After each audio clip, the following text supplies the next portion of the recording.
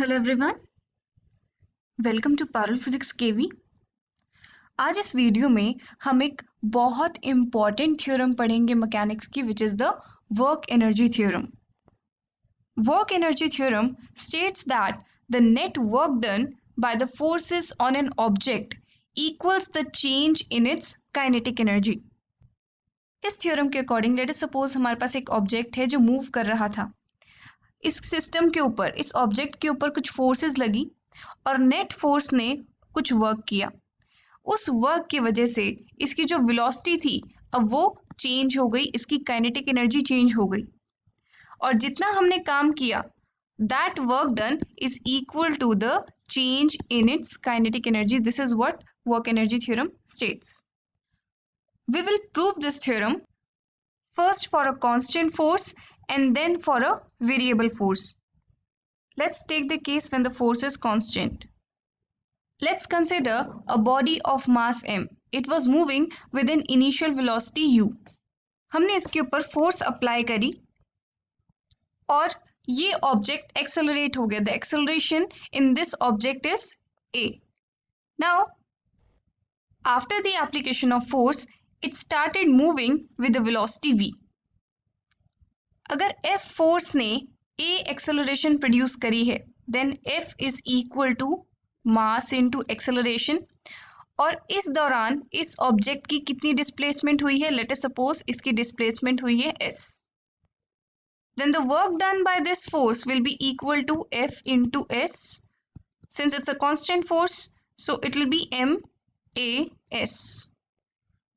Now let's use the third equation of motion.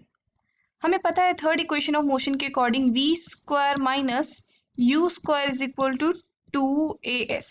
So s is equal to v square minus u square upon 2a। This is the displacement of the object और v final velocity है, u initial velocity है, a acceleration है। Let me put this expression of displacement in the work done. I will get m a into v square minus u square upon 2a. Now a gets cancelled and I get half mv square minus half mu square. What is this half mv square?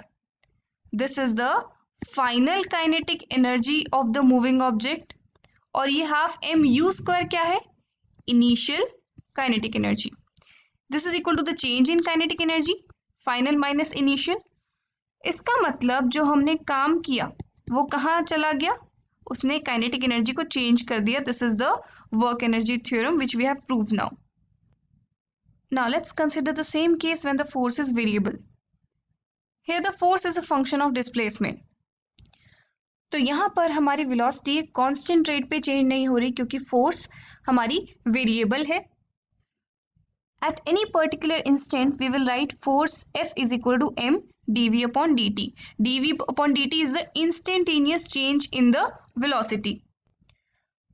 Now let us suppose एक particular instant पे इस f ने dx displacement create करी, then the small amount of work done at that particular instant will be equal to f into dx, or I can write it as equal to m dv upon dt into dx.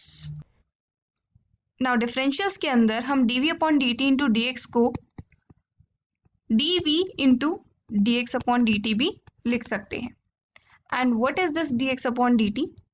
It is the rate of change of position of that object at that particular instant. और ये हमारा होगा velocity के बराबर, कितनी velocity है उस particular instant पे। So I can write it as m into v into dv. This is my small amount of work done. Now initial position से फाइनल पोजीशन तक पहुंचाने में टोटल वर्क डन हमने कितना किया, हम इसको इंटीग्रेट कर देंगे। It's equal to integration of m v d v. Initial velocity, यहाँ पर वेलोसिटी की लिमिट्स रखनी है हमें। इनिशियल वेलोसिटी थी u और final velocity is v. So let me integrate it. I get m v square upon 2 and if I put the limits u to v, I will get half m v square minus half m u square. This is the work done. और half m v square क्या है? Final kinetic energy half mu square क्या है, initial kinetic energy. So the work done is equal to final kinetic energy minus initial kinetic energy, which is equal to the change in the kinetic energy of the object. This is work energy theorem. तो अगर हम किसी भी object पे force लगाते हैं and it gets displaced, इसका मतलब हमने काम किया और वो काम कहाँ चला जाता है, उसकी काइनेटिक एनर्जी में. So I hope this theorem is clear to you. Thank you for watching. Have a good day.